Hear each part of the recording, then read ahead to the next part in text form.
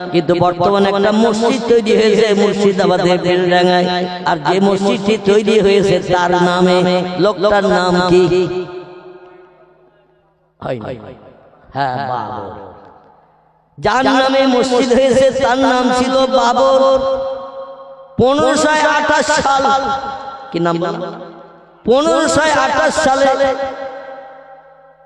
Uzbekistan বলে একটি দেশ ছিল, ইরাকের দেশের একটি জায়গা। সেইখান থেকে কিছু সৈন্য 12,000 মতান্তরে 15,000 সৈন্য পানিপথে পাঠিয়ে দিয়েছিলেন ভারতবর্ষের রাজ সিংহাসন দখলের জন্য।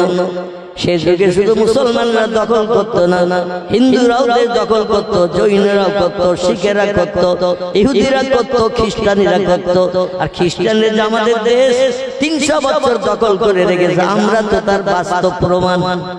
ঠিক বললাম না ভুল বললাম? ইংরেজরাও সে যুগে দেশ দখল করত, কারণ ব্রিটেন থেকে এই দেশে এসেছিল দখল করার উদ্দেশ্য নিয়ে। তবে দেশের জনগণকে ফেভারিটি করার জন্য বলছে আমরা একটু ব্যবসা করব তোমাদের দেশে। ইংরেজদের মগজে জ্ঞান খুব বেশি, আগে বলেছি না বলেন?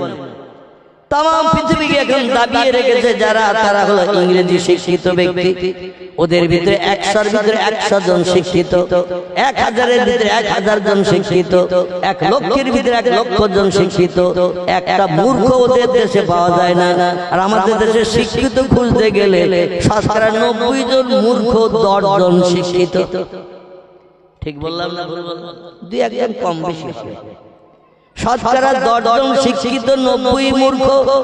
আর মূর্খরা ফতোয়া দেয় বেশি। ঠিক বললাম না ভুল বললাম? আমার কথায় যদি আপনার ব্রেন মগজে অ্যাডজাস্ট না হয়, আমার মগজের জ্ঞানটা একটু সংশোধন করে দেবেন। তবে আমি তখন সংশোধন হবে না, আমার মাল যত সময় আছে তত সময় চালাবো। তারপরে যখন চালাতে পারবো না তখন আপনার কথা মেনে নেব। বোঝা গেল? যোগ করে বলে হুজুর এটা ঠিক না, আমি তখনই মেনে নেব না। আমার মগজের মালগুলো আগে ঝাড়বো, ঝেড়িয়ে যদি আপনি কেটে দেন তখন আমার বাধ্য হয়ে মেনে নিতে হবে, আমি তখন মেনে নেব। এটা ওয়াদা আছে। আমার ভাইরা, 1528 সাল 12 মতান্তরে 15,000 সেনা পাঠিয়েছিলেন ভারতবর্ষের রাজ সিংহাসন দখলের জন্য। দেশটির নাম ছিল উজবেকিস্তান। কি নাম বললাম? উজবেকিস্তান বলে এখনো দেশ আছে, আগে ছিল, এখনো আছে। এই দেশে ফরগানা নামে একটা গ্রাম ছিল, গ্রাম। কি নাম বললাম? যেমন বসিরহাট থানা খিদিরপুর গ্রাম, বসিরহাট থানা কঠুর গ্রাম, বসিরহাট থানা লক্ষণকাঠি গ্রাম। ওই রকম উজবেকিস্তান শহরের পার্শ্ববর্তী একটি গ্রাম, গ্রামটির নাম হলো ফরগানা। যদি বলেন হুজুর প্রসাদ কোন বই থেকে তথ্য দিচ্ছেন, বইটার নাম একটু বলি। বইটির নাম হলো দ্য ওল্ড ইন্ডিয়ান হিস্ট্রি। লেখকের নাম ডক্টর পি হিউট। কি নাম বললাম? লেখকের নাম হলো ডক্টর পি হিউট, বিখ্যাত একজন ইংরেজ সাহিত্যিক, যিনি অনেকগুলো বই লিপিবদ্ধ করেছেন। যারা অনেক বই লেখে এদের সাহিত্যিক বলা হয়। আর যারা কবিতা লেখে তাদের কি বলা হয়? কবিতা লেখে যারা কবি বলা হয়। আর যারা পুস্তক লিপিবদ্ধ করে এদের সাহিত্যিক বলা হয়। তো যাই হোক, এই সাহিত্যিক ছিলেন যেমন আমাদের ভারতবর্ষের সুনামী সাহিত্যিক বঙ্কিমচন্দ্র চট্টোপাধ্যায়। নাম শুনেছেন? বঙ্কিমচন্দ্র। ইনি আনন্দমঠ বলে একটা বই লিখে ভারতবর্ষের হিন্দু ভাইদের কলিজার টুকরা নয়নের মণি হিসেবে খেতাব পেয়েছে। ইংরেজদের সুনাম করল জনমন গণমন অধিনায়ক জয় হে ভারত ভাগ্য বিধাতা। পাঞ্জাব সিন্ধু গুজরাট মারাঠা দ্রাবিড় উৎকল বঙ্গ। মানে ইংরেজরা রাজত্ব করছে, তাই ইংরেজদের সুনাম করেছে বঙ্কিমচন্দ্র চট্টোপাধ্যায়। ইংরেজদের আমরা এখন ভারতবর্ষে হিন্দু মুসলমান চক্ষু বেড়ে দেখি, কিন্তু রবীন্দ্রনাথ তাদের সুনাম করেছিল যাতে হিন্দুদের সঙ্গে দ্বন্দ্ব ফাসাদ না বাঁধায়, হিন্দুদের উপর অত্যাচার না করে। তাই হিন্দুদের ঘরে ছেলে ওদের সুনাম করল জনগণ মন অধিনায়ক জয় হে। এ জনগণের অধিনায়ক, আপনার জয় হোক, আপনার ভাগ্য খুলে যাক, ভারত ভাগ্য বিধাতা, ভারতের ভাগ্য বিধাতা আপনি। যাই হোক, আমি ওদিকে খুব বেশি লম্বা বলে আমি আসল বক্তব্যে যেতে পারবো না, মাঝখানে আবার শেষ করিয়ে যাবে, মানে বক্তা এসে যাবে, 9টায় আমার টাইম শেষ। আজকের একটু ক্লান্ত আছি, খুব লম্বা গাটা টানবো না, আমি 9টার ভিতরে ছেড়ে দেবো ইনশাল্লাহ, বক্তা এসে গেলে। তো যেটা বলতে চাচ্ছি সেটি হলো হিন্দু মুসলমান আমরা ইংরেজদের চক্ষু বেরিয়ে এখন দেখতে পারি না, কারণ ভারতবর্ষের সমস্ত নামি দামি সম্পদগুলো এদেশের রাজত্ব চালানোর নাম করে সম্পদগুলো সব লুট করিয়ে নিয়ে ইংল্যান্ডে নিয়ে চলে গেছে। এমন করে সুনামি ও রাজ মুকুট, কোহিনূর মুকুট, কোটি কোটি কোটি কোটি টাকা দাম, সেটা নিয়ে চলে গেছে ওদের দেশের মিউজিয়ামে এখনো রেখে দিয়েছে। এবং আকবর বাদশার আমলে ছিল নামি দামি শ্বেত পাথর এবং কোষ্টি পাথর, নামি দামি পাথর ছিল যার কোটি কোটি কোটি কোটি টাকা দাম, সব নিয়ে ওদের দেশে চলে গেছে। দিল্লিতে যে কিছুদিন আগে একটা বোমা বাস্ট হলো না দিল্লিতে, জামে মসজিদের আগে, ওটার নাম কি? দিল্লি জামে মসজিদের আগে যে বিরাট উঁচু করে প্রাচীতে গড়া বাদশাহ শাহজাহান সেখানে বসে রাজত্ব পরিচালনা করতো, নাম বলতে পারছে না, লাল কেল্লা। লাল কেল্লা কি নাম? লাল কেল্লার ভিতরে কোটি কোটি কোটি কোটি টাকার সোনা দানা হীরা জহরত দামি দামি জিনিস সব সংরক্ষিত ছিল, সব নিয়ে চলে গেছে, কিচ্ছু নাই। ওদের কাজ ছিল দামি দামি সম্পদ লুট করে নিয়ে যাওয়া। ভারতবর্ষের উচ্চ শিক্ষিত একজন ব্যক্তি ইতিহাসে লিখেছে, ইংরেজরা চিনির পানিও খেয়েছে, রুটিও খেয়েছে, খেয়ে ওরা মালা পর্যন্ত নিয়ে গেছে, শুধু ছোবড়া শুকনো গুলো রেখে চলে গেছে। মানে একটা ডাব বা নারকেল, নারকেলের মালার ভিতরে পানি থাকে না, এদেশের সম্পদের পানিগুলো খেয়েছে।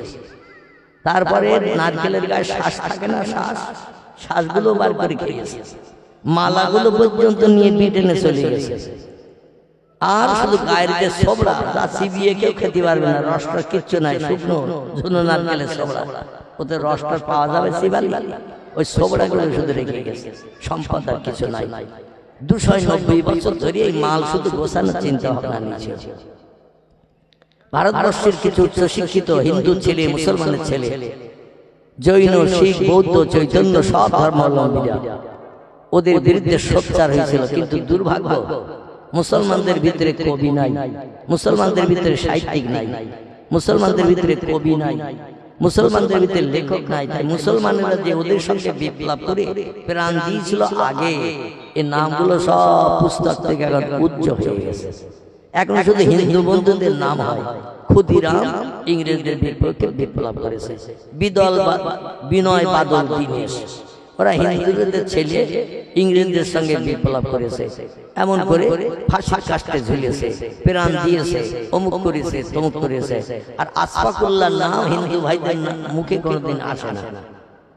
তিতুমিরের নাম, এই তিতুমির আছে না বাদুলিয়া থানায়, তিতুমিরের বাসার কেল্লা, তার নাম আর ওদের মুখে আসে না। মাতঙ্গিনী হাজরার নাম আসে শুধু, মোহাম্মদ আলীর নাম আসে না, আহমদ আলীর নাম আসে না। আরো অনেক মুসলমান ইংরেজদের বিরুদ্ধে লড়াই করে প্রাণ উৎসর্গ করে দিয়েছে, কিন্তু তাদের নাম ইতিহাসে আর লেখা নাই, আগামী তার মোটেও থাকবে না। শুধু হিন্দুরা যুদ্ধ করেছিল ইংরেজদের বিরুদ্ধে, এইটাই আমাদের ছেলে মেয়েরা পড়বে আগামীতে। মুসলমান যে কিছু করেছে দেশ স্বাধীনের জন্য, এই জিনিসটা মুসলমানদের ব্রেন মগজে ঢোকানো হবে না। এমনকি পয়গম্বর মুহাম্মদ রাসূলুল্লাহ বাল্যকালের জীবনীও ক্লাস 4-5 বইতে আগে লেখা হতো, এখান থেকে 5-7 বছর আগে সে নবীর জীবনীটাও তুলে দিয়ে দিয়েছে। বর্তমান সরকার মুসলমানদের স্মৃতিচিহ্ন বইয়ের পৃষ্ঠা রাখতে চায় না। চিল্লাই বলুন একটু নাউজুবিল্লাহ। আমি যেটি আপনাদের কাছে বলতে চাইছিলাম বোঝানোর জন্য, সেনাপতি হিসাবে একজনকে নেতৃত্ব দিয়েছিলেন জহিরুদ্দিন মোহাম্মদ বাবর।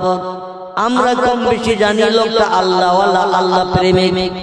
কারণ তার জীবনে একটা ছোট্ট ঘটনা আপনাদের কাছে উদ্ধৃতি দেব। দ্য ওল্ড ইন্ডিয়ান হিস্ট্রিতে লিপিবদ্ধ ইংরেজ সাহিত্যিক ডক্টর পি হুড লিখেছে। আর এই যুগের বর্তমানে ভারতীয় জনতা পার্টির দলের নেতারা, ভারতীয় জনতা পার্টির দলের নেতারা ইংরেজিতে যাদের বিজেপি বলা হয়, এরা বর্তমানে বাবরের নামে যে কুৎসা মোবাইলে রটাচ্ছে, কানে আঙুল দিতে হয়, চোখ বন্ধ করতে হয়। বাবর নাকি ধর্ষক ছিল, বাবর নাকি নারী নির্যাতক ছিল, বাবর নাকি মেয়েদের প্রাণনাশ করেছে, তাদের স্বামীদের প্রাণনাশ করে মেয়েদের বিধবা বানিয়েছে, আরো কত কিছু মন্তব্য বাবরের নামে করা হচ্ছে। বলে অন্য কোন লোকের নামে মসজিদ করা হোক আপত্তি নাই, কিন্তু বাবর একজন ধর্ষক, বাবর একজন চরিত্রহীন, বাবর একজন প্রাণনাশক, বহু হিন্দুর প্রাণনাশ করেছে এই দেশে, দেশ দখল করতে এসে, যার কারণে তার নামে মসজিদ হোক এটা আমরা হতে দেব। শেষের কথাটা একটু বলে, হ্যাঁ এই কথাটা একটু বলবেন। বাংলাদেশের লোকেরা বলে ওটা হুজুরিরা বলতে হয়, কিন্তু আমাদের দেশে ওই নিয়ম চালু নেই, আমাদের দেশে ওই নিয়ম চালু নেই।